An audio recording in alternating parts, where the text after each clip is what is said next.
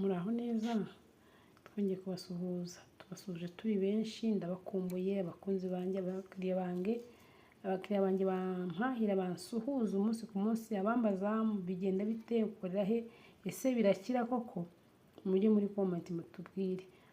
Icya mbere abaturanyi nanjye ubwanjye ndabihamya. Hanyuma aya rero nakoze ni amavuta atandukanye nayo ndimo gukora hariya, ni amavuta y'abana bato, amavuta y'abana bato yatarimo igikakarubamba.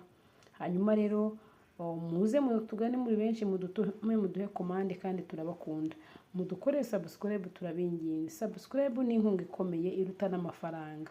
Rero nimwegere hino muturebe, mudukunde, nukuri mudukundishe n'abandi. Mujye ku mbuga nkoranyambaga zacu Inshongore TV, YouTube channel yacu ni Inshongore TV, TikTok ni Inshongore TV.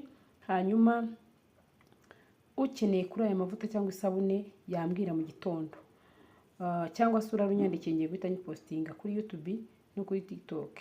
Ni karibu, ndabakumbuje kugira ngo mwese munyegere mungane mbavurire uruhu rwangijwe n'amavuta yo hanze. Rero reka nkomeze ngaho reba yandi noneho, dore mba mbikoreye rimwe, dore aya mavuta reba nta produit chimique zirimo, ni amavuta meza cyane. Rero nawe ni karibu, naba ari wowe gusigara utisize kuri amavuta y'ibimera by'iwacu. Karibu.